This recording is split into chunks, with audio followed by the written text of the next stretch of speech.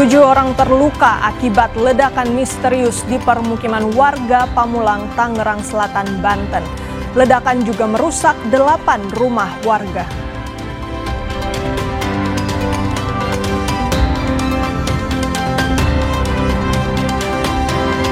Teka-teki pagar beton di perairan Cilincing, Jakarta terungkap. Tembok sepanjang 3 km ini disebut-sebut untuk pembangunan terminal umum.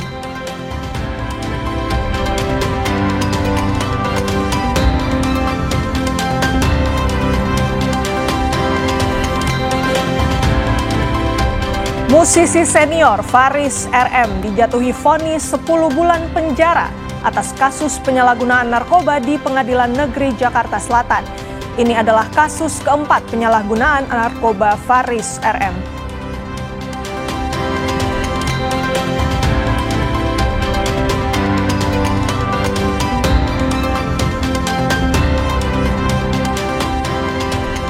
Halo, apa kabar saudara? Selain 3 sorotan utama tadi, sejumlah informasi penting dari berbagai penjuru tanah air akan kami hadirkan untuk Anda selama 30 menit ke depan. Saya Renata Panggalo, inilah Indonesia Update selengkapnya.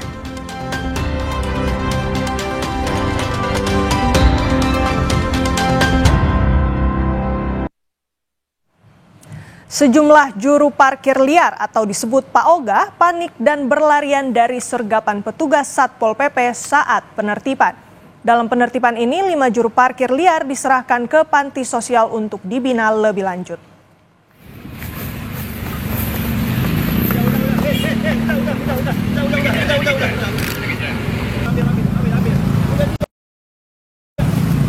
Beberapa juru parkir liar lolos dari kejaran petugas, namun beberapa di antaranya berhasil ditangkap. Mereka yang tertangkap didata di kantor Kecamatan Duren Sawit, Jakarta Timur sebelum diserahkan ke Panti Sosial Bina Insan Cipayung, Jakarta Timur untuk diberi pembinaan. Penertiban PPKS ini dilakukan berdasarkan Pasal 7 Peraturan Daerah DKI Nomor 12 Tahun 2003 tentang lalu lintas dan angkutan jalan.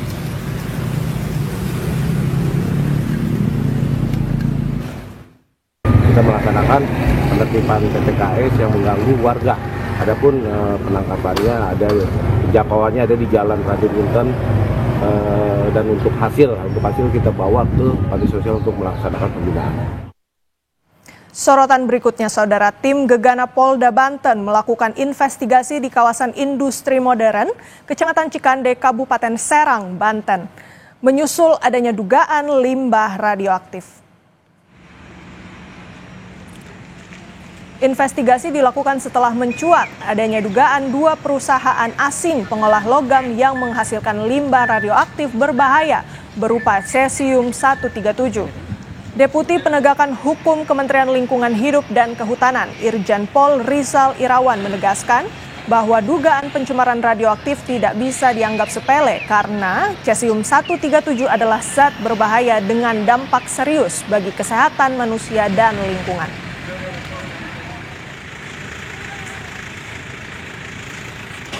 Hasil pemeriksaan di alat produksi mengandung cesium, gitu, ya. Ternyata dia punya sister company PT NAC. Hari inilah PT NAC akan kita cek, ya. Nah, ini kenapa kita cek? Karena kita ini dari para penyidik, ya, dari Gakum LH. Untuk Undang-Undang 32 terkait dengan lingkungan hidup, kemudian rekan-rekan dari Barreskrim, undang-undang yang lain, karena ini pasti undang-undangnya akan banyak. Sorotan berikutnya, saudara, ledakan keras terjadi di Jalan Talas 2, Kelurahan Pondok Cabe Ilir, Kecamatan Pamulang, Tangerang Selatan, Jumat pagi. Akibatnya 8 rumah mengalami kerusakan dan sejumlah warga menderita luka. Sesaat setelah terjadinya ledakan, kerusakan parah terlihat pada sejumlah rumah. Tidak hanya itu, sebagian warga berusaha menolong penghuni yang terluka. Pemilik rumah mengatakan sekitar subuh terdengar suara keras seperti kilat menggelegar dan kemudian diikuti dengan atap rumah roboh.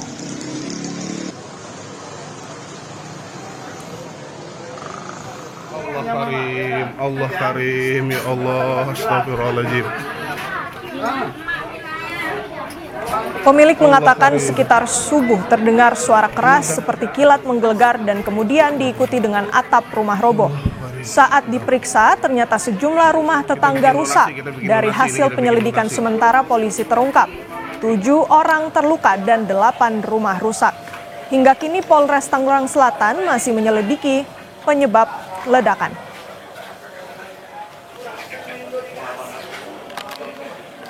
Ya kira-kira jam 5 lewat seperempat ada bunyi petir dulu, terus bunyi ledakan Pak, gede. Besar banget itu ledakan? Besar ya, terdatang terus ini hancur semua. Lihat kita ke depan juga hancur. Oke. Nah yang Ibu tahu ya ada berapa rumah yang terdampak Bu? Yang hancur ini ada 3. Kalau ini ya dampaknya terus sama anak saya, terus sama itu saudara itu pada, terus sama tetangga. Oke, artinya kalau yang hancur kurang lebih 4 rumah ya? 4 rumah. Cuma selebihnya dampaknya ada di tetangga yang lain? Iya, terus anak kita juga atasnya hancur. Oh iya. Ledakan ini yang Ibu tahu apa ada korban luka atau Oh gimana? ada, ini tetangga ini yang ini pada tekelet gitu Pak. Kayak luka bakar? Iya, kayak luka bakar. Oh iya. Nah udah dibawa ke rumah sakit tuh ya? Udah. Kami mendapatkan informasi sekitar pukul 5.15 sampai 5.30 WIB pagi hari terdengar ada ledakan, kemudian ada beberapa rumah yang mengalami kerusakan, di mana kemudian kami sudah mengamankan tempat kejadian perkara ini serta parameternya, serta tindakan kami awalnya adalah mengamankan dahulu para warga yang terdampak, yang menjadi korban, di mana ada sekitar 7 orang yang menjadi korban. Sudah langsung kami amankan tadi pagi, dirawat secara intensif di rumah sakit. Ada 3 korban yang sampai saat ini masih dirawat secara intensif. Untuk 4 korban lainnya sudah dirawat jalan. Untuk rumah yang terdampak total ada 8 rumah, di mana 4 rumah yang mengalami kerusakan berat, kemudian 4 rumah mengalami kerusakan ringan. Saudara, ledakan misterius di Pondok Cabe, Tangerang Selatan merusak 8 rumah, 4 diantaranya rusak parah dan melukai sejumlah warga sekitar. Kini korban luka mendapatkan perawatan intensif di rumah sakit terdekat. Berikut liputan jurnalis Kompas TV Niko Anggriawan dan juru kamera Julian Fernando di lokasi kejadian. Ya saudara, saat ini saya sudah berada di dalam salah satu rumah yang terdampak ledakan di kawasan Pondok Cabe Ilir, Tangerang Selatan. Yang bisa saya gambarkan situasi saat ini di dalam rumah ini adalah beberapa barang-barang yang terdampak ledakan.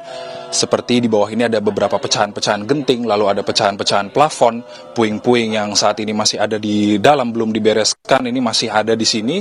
Dan tentunya kalau misalnya ini adalah plafon yang hancur akibat ledakan yang terjadi pada pukul 5:20 waktu Indonesia Barat tadi pagi. Dan saya akan menunjukkan lagi kepada Anda, saudara, bahwa di lokasi rumah tengah inilah yang terlihat cukup parah dampak dari ledakan tadi pagi. Ada beberapa barang-barang yang tidak bisa diselamatkan dan akhirnya hancur bersama dengan beton-beton dan juga dinding semen yang terdampak dari ledakan. Dan saya akan mewawancarai salah satu penghuni rumah yang kebetulan pada tadi pagi ini ada di lokasi saat kejadian. Selamat siang, Mas. Ya, siang, Pak.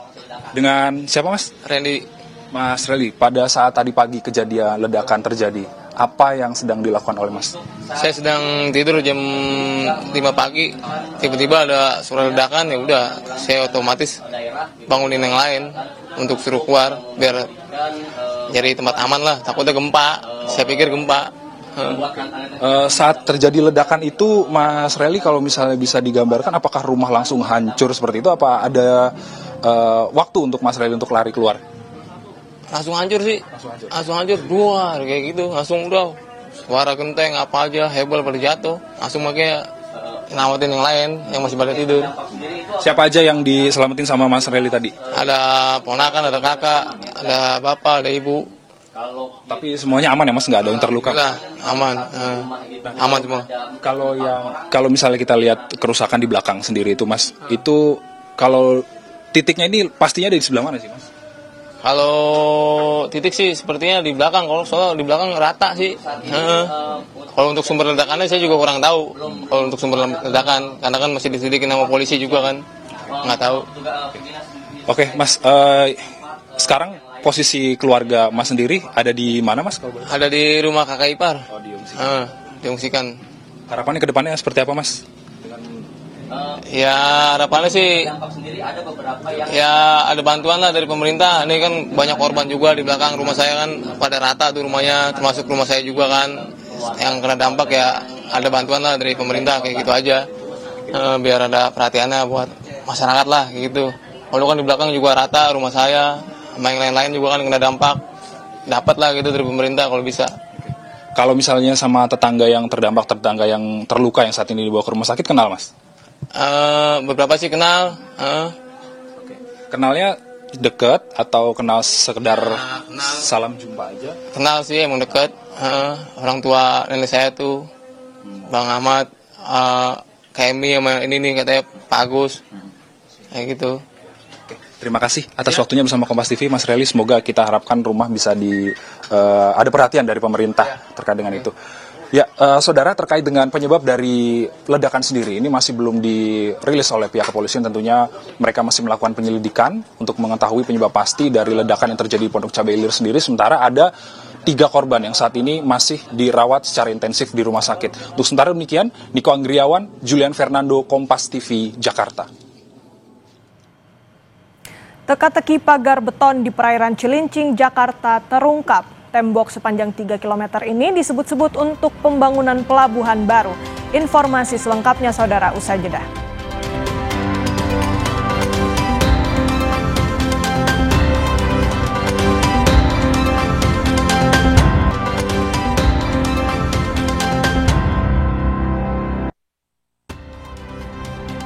Terima kasih Anda masih menyaksikan Indonesia Update bersama saya, Renata Panggalo.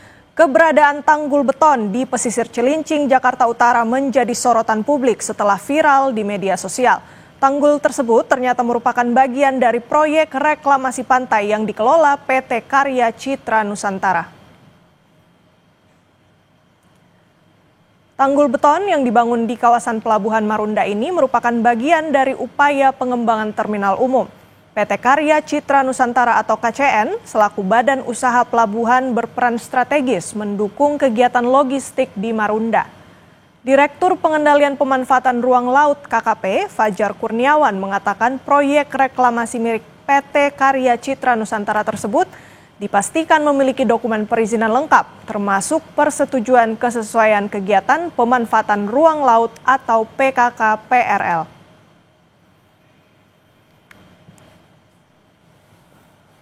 Bahwa dari Kementerian Kelautan dan Perikanan sebenarnya yang mengeluarkan dari Kepala BKPM ya atas nama Menteri Kelautan dan Perikanan sudah menerbitkan PKK-PRL untuk PT KCN untuk kegiatan pengembangan terminal umum di 2023. Dan itu bukan proses yang langsung gitu ya, karena melalui satu tahapan pendaftaran ke OSS begitu ya dari 2022, kemudian ada proses penilaian dokumen, penilaian teknis, perbaikan dokumen, dan seterusnya.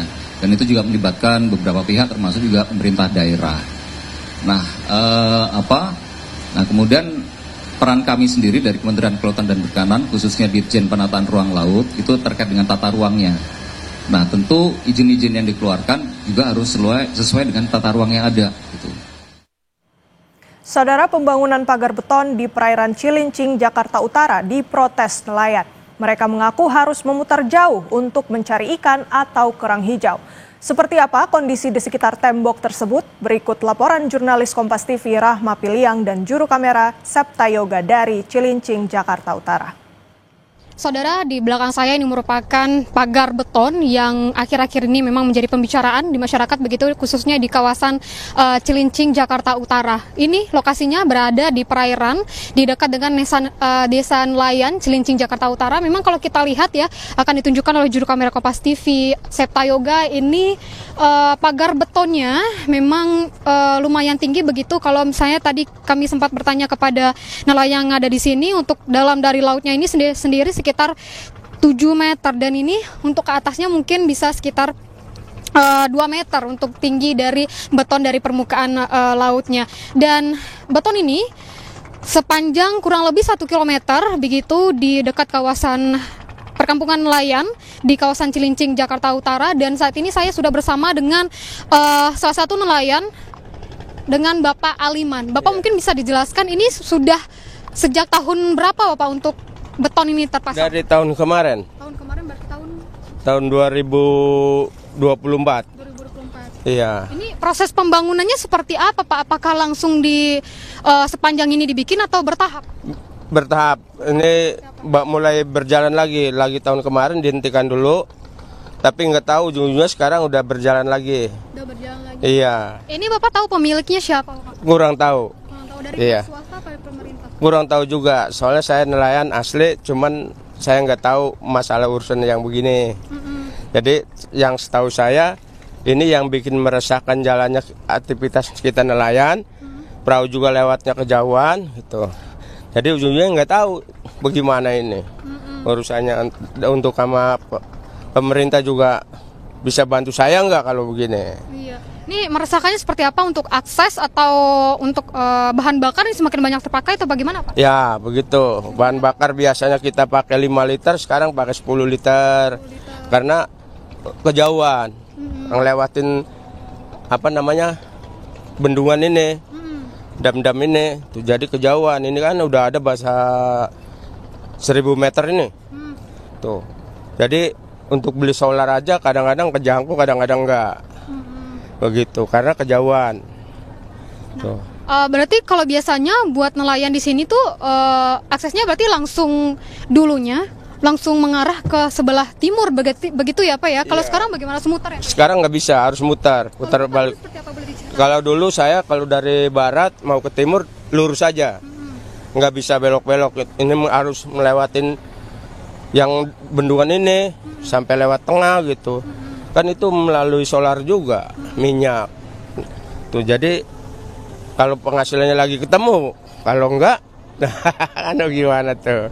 Nah, selain juga akses sama untuk solar begitu ya Pak ya, mungkin untuk ke ikan sama kerang itu dampaknya seperti apa Pak? Ya dampaknya kalau dampaknya kerang sama ikan tuh kalau lagi ini suka ada limbah-limbah yang nggak jelas dikeluarin dari PT gitu, jadi pada mati. Oh iya, berarti ini punya PT begitu ya Pak? Ya kemungkinan bangunan PT ya, orang yang sebelah kan udah jadi tuh, udah ditempatin. Ini juga tahu untuk PT apa nggak tahu juga kan. Oke baik, terima kasih Pak. Iya. Itu saudara bagaimana penjelasan dari nelayan, salah satu nelayan di kawasan Cilincing, Jakarta Utara ini memang mengakui bahwa ini juga mengganggu bagaimana aktivitas nelayan di sini, baik untuk nelayan yang pencari ikan maupun pencari kerang, dan juga bagaimana dengan kawasan di Cilincing, Jakarta Utara ini yang juga ada limbah yang dihasilkan begitu. Tapi kami akan mencoba untuk menelusuri bagaimana untuk sampai ke ujung sana, kondisinya seperti apa, akan kami laporkan kembali. Rahma Piliang, Septa Yoga, Kompas TV, Jakarta. Kita beralih ke informasi lain, Saudara. Ridwan Kamil menolak permintaan tes DNA ulang yang diusulkan Lisa Mariana. Kuasa hukum Ridwan Kamil, Muslim Jaya Butar-Butar, menilai hasil tes DNA yang dikeluarkan Pusat Laboratorium Kedokteran dan Kesehatan Polri sah secara hukum dan tidak perlu diulang. Muslim meminta Lisa Mariana berhenti membuat sensasi dan fokus mengikuti proses hukum yang sedang berjalan di Bareskrim Polri. Menolak secara tegas permintaan tes DNA ulang tersebut, karena di dalam hukum tidak dikenal yang namanya ada tes DNA ulang terkait dengan proses untuk penyidikan dalam rangka untuk penegakan hukum. Kecuali untuk suatu penyakit, silakan. Saya menyarankan pihak Lisa Mariana untuk menghormati hasil yang telah dikeluarkan oleh pihak Bareskrim. Sementara itu, Saudara, selebgram Lisa Mariana kembali diperiksa penyidik Direktorat Tindak Pidana Siber Bareskrim Polri. Ia datang untuk menjalani pemeriksaan lanjutan dalam kasus dugaan pencemaran nama baik mantan Gubernur Jawa Barat Ridwan Kamil. Selain itu, Lisa Mariana juga mengajukan permohonan tes DNA pembanding yang dimintanya dilakukan di rumah sakit di Singapura.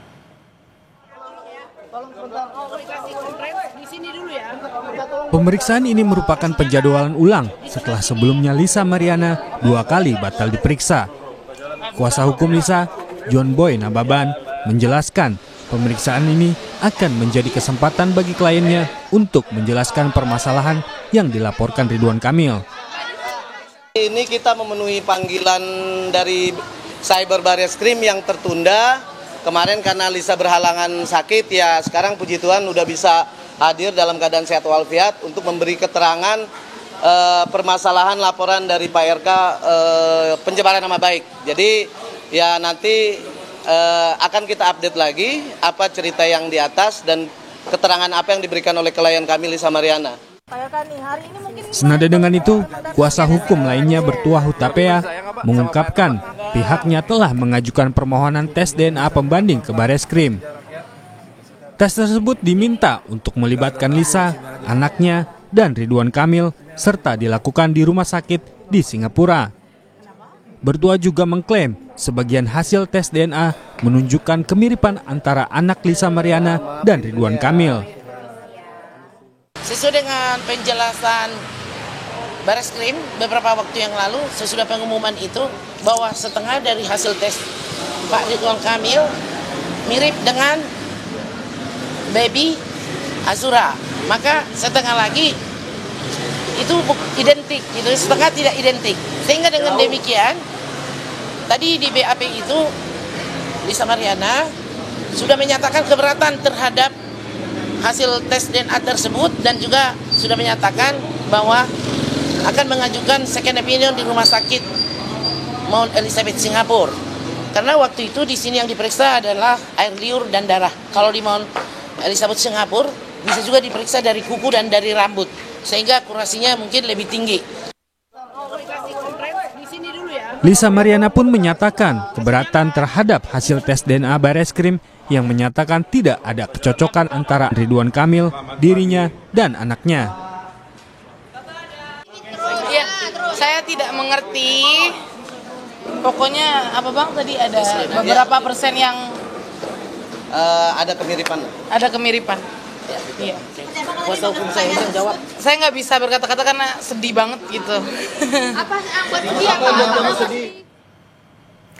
Musisi senior Faris RM dijatuhi vonis 10 bulan penjara atas kasus penyalahgunaan narkoba di Pengadilan Negeri Jakarta Selatan. Ini adalah kasus keempat penyalahgunaan narkoba Faris RM. Informasi selengkapnya saudara usai jeda.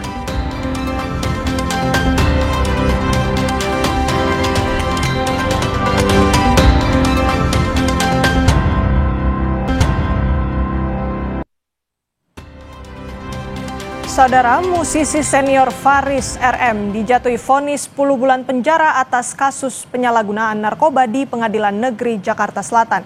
Ini adalah kasus keempat penyalahgunaan narkoba Faris RM.